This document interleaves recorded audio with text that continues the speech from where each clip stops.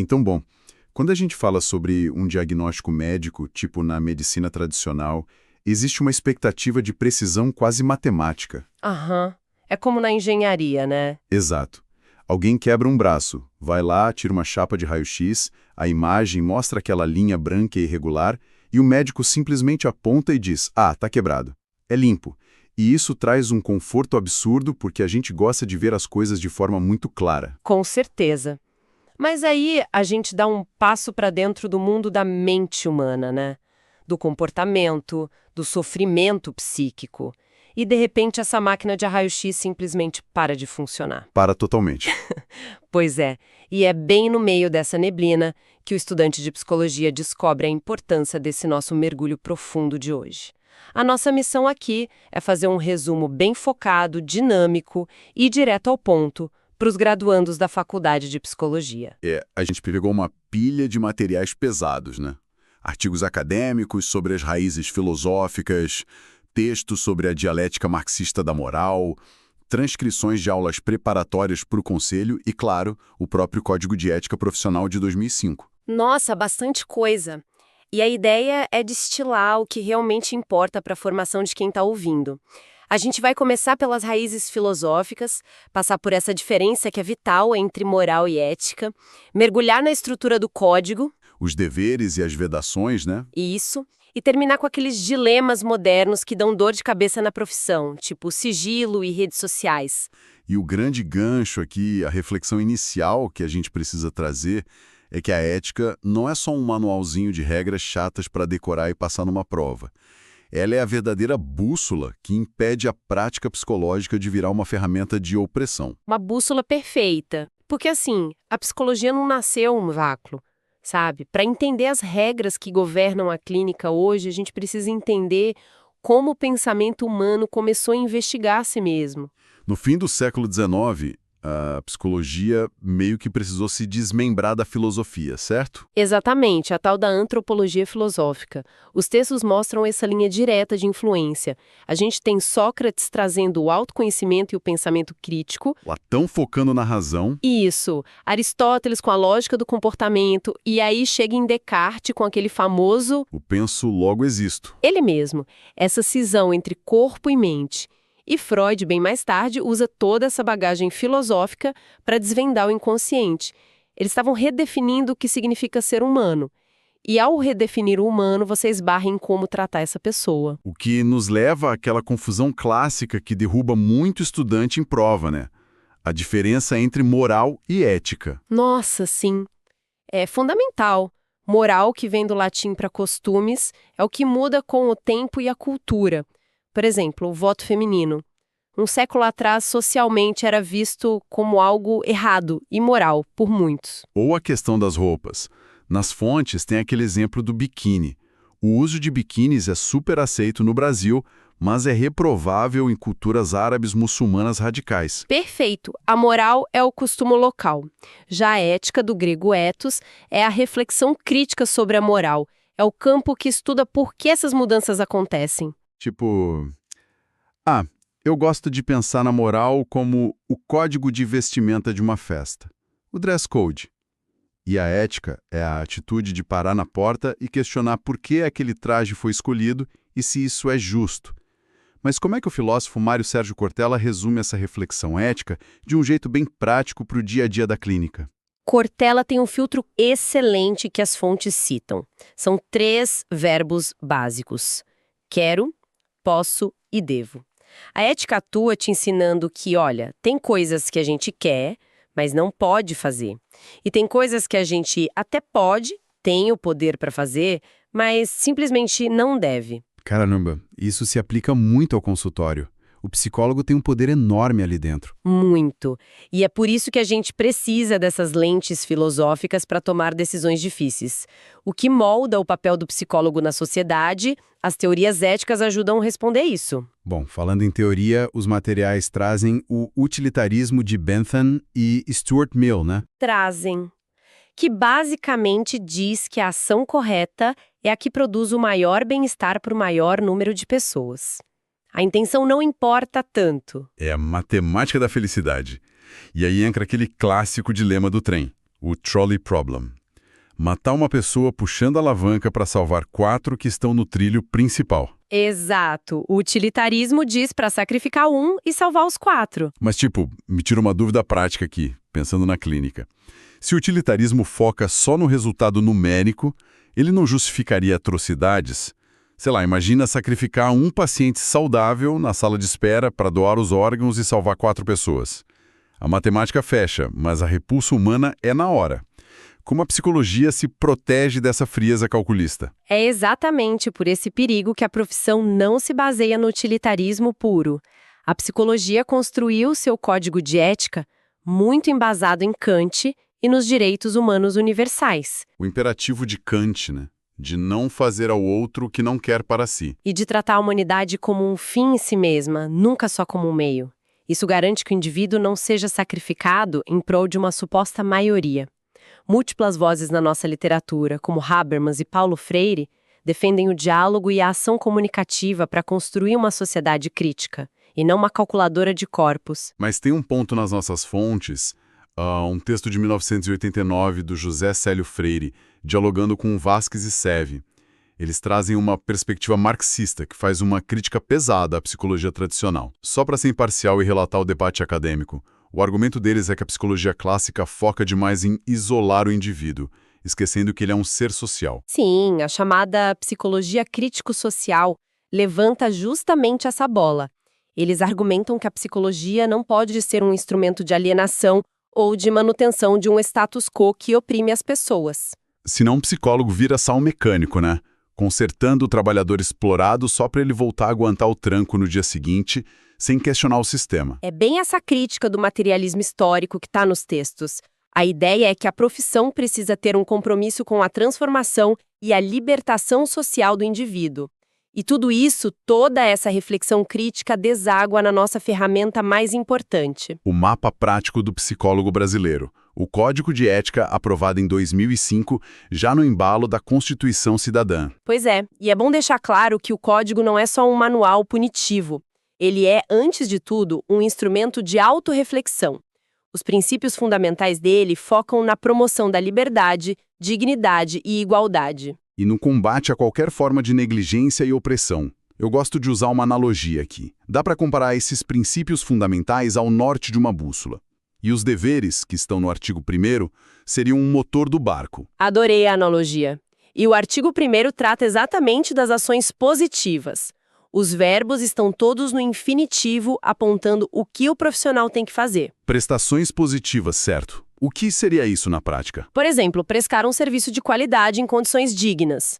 Atuar em situações de emergência ou calamidade sem visar benefício pessoal. Estabelecer acordos claros também, né? Tipo, comunicar o preço antes de começar o trabalho. Fundamental.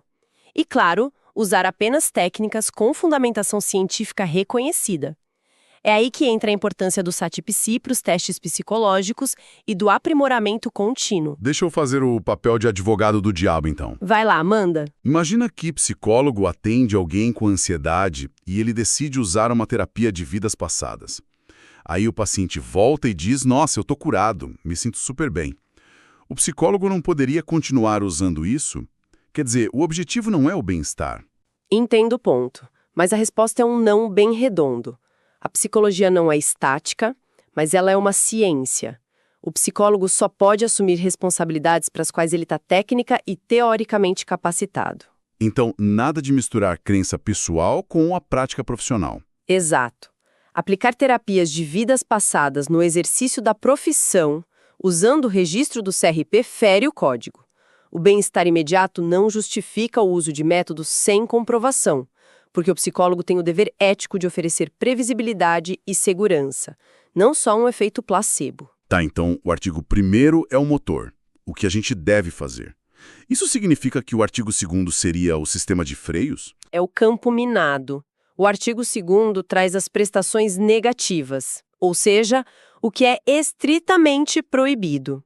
É o que destrói a carreira de um profissional e machuca o paciente de verdade. O que a gente tem de exemplo claro aí? A induzir convicções políticas, religiosas ou de orientação sexual, usar o conhecimento psicológico como instrumento de castigo ou tortura e prolongar os atendimentos sem necessidade. Tem uma armadilha ali que eu vejo muito estudante tropeçar, que é a questão das relações duplas. O código diz que é vedado atender pessoas com quem o profissional tenha vínculos familiares ou de amizade.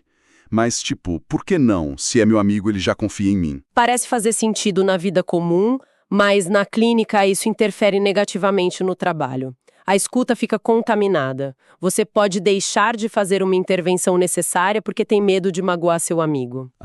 A imparcialidade vai pro ralo. Totalmente. E no contexto jurídico, então, atuando como perito ou parecerista, essa vedação é de 100%. Qualquer vínculo você tem que se declarar impedido. Faz todo sentido. E as armadilhas financeiras? Essas são clássicas. É totalmente proibido receber ou pagar comissão por encaminhamento de pacientes. Sabe aquela coisa de te indicar um paciente e você me dá 20%? Nossa, isso é um absurdo. É infração ética, assim como induzir a pessoa a recorrer aos seus serviços. Por exemplo, o graduando está na clínica da universidade, atende um paciente lá de graça e tenta convencer a pessoa a ir para o consultório particular pago dele. Não pode. E a publicidade entra aí também, né? O preço não pode ser usado como propaganda. Não. Nada de pague 1 e leve 2, nem fazer previsão taxativa de resultados, tipo, prometo curar sua autoestima em 30 dias. Mas olha, trazendo isso para nossa realidade. Hoje em dia, com o Instagram e o TikTok bombando, os profissionais estão super expostos. Se o psicólogo divulgar os casos dele para conseguir seguidores, prometendo resultado rápido, onde exatamente ele esbarra no código? Essa é a armadilha moderna perfeita. O código é claríssimo sobre os meios de comunicação, o psicólogo não pode realizar diagnósticos na mídia ou expor pacientes de forma sensacionalista. Nem se for de forma anônima, tipo, mudei o nome do paciente. Nem assim se o caso for identificável. Imagina o paciente rolando o feed e reconhecendo a própria história íntima exposta ali para ganhar curtida. É uma quebra brutal de confiança. O papel do psicólogo na mídia é só o de disseminar conhecimento científico respeitando a transparência. E se ele ignorar tudo isso? Aí vem as penalidades do Conselho Regional de Psicologia. Advertência, multa, censura pública, suspensão de até 30 dias e, nos casos mais graves, a cassação do registro. A carteirinha vai embora. Literalmente. E tudo isso para proteger a base de tudo, né? O cofre sagrado da clínica, o sigilo profissional. De todas as regras que a gente falou, o sigilo é o pilar que sustenta a confiança. Ele garante a proteção da intimidade. Não pode comentar com o marido, com a esposa, com os amigos no bar. Jamais. Nem em equipes multiprofissionais você sai contando tudo. Como funciona em hospitais, por exemplo. Ao preencher prontuários e documentos para a equipe, o psicólogo deve transmitir apenas o estritamente necessário para a tomada de decisão médica ou institucional. E tem que alertar quem recebe a informação de que aquela pessoa também passa a ter a obrigação de manter o sigilo. Transfere a responsabilidade. Isso. Mas e as exceções? Porque imagino que o sigilo não seja absoluto o tempo todo. Não é.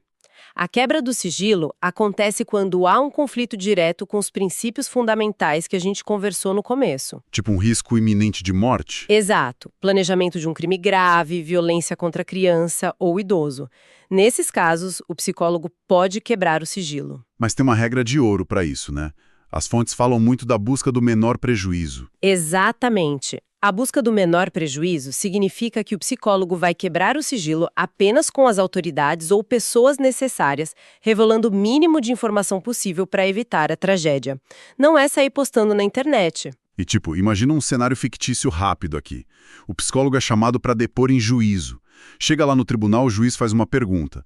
Ele deve abrir a boca e contar tudo o que sabe sobre juramento ou o sigilo ainda é o escudo dele? O sigilo ainda é o escudo dele. O sigilo não some na porta do fórum. Ao depor em juízo, o psicólogo até pode prestar informações, mas ele age sempre balizado pelo código. Ele não entrega os arquivos todos? De jeito nenhum de forma irrestrita.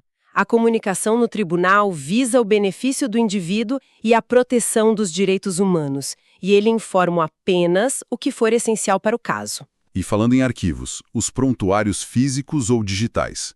Se o profissional for demitido da clínica de repente. Em caso de demissão, o material não fica jogado. Ele é lacrado ou entregue ao psicólogo substituto.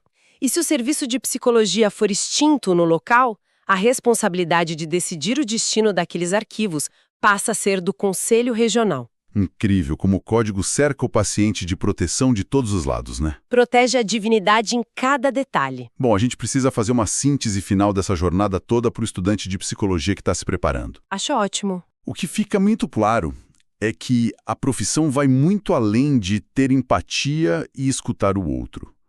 Ela exige uma herança filosófica de pensamento crítico.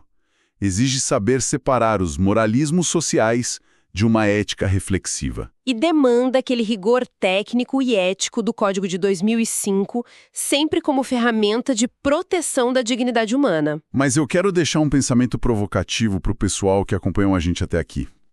Uma reflexão construída a partir dessas fontes. A gente viu que a moral muda com a história, né? Do voto feminino aos trajes de banho. A sociedade gira e a moral vai junto. E a própria psicologia precisou rever a sua ética depois da Constituição e de debates enormes como a reforma psiquiátrica. Fato. Então, com esse avanço frenético que a gente vive hoje, inteligências artificiais nas alturas, novas dinâmicas virtuais de relacionamento, como é que os futuros psicólogos vão reconhecer o exato momento em que o atual código de ética vai deixar de ser um escudo de proteção e vai passar a precisar de uma nova revolução filosófica para não ficar obsoleto? É uma pergunta pesada, viu? E é o tipo de questionamento que prova o valor da ética. Ela não é estática. Quem tiver na clínica nos próximos anos vai ter que responder a isso na prática. Sem dúvida. Fica aí o convite à reflexão contínua e ao aprimoramento, que no fim das contas são as marcas de um profissional verdadeiramente ético. Pessoal, agradeço demais a escuta de todos vocês e a gente se vê no nosso próximo mergulho profundo.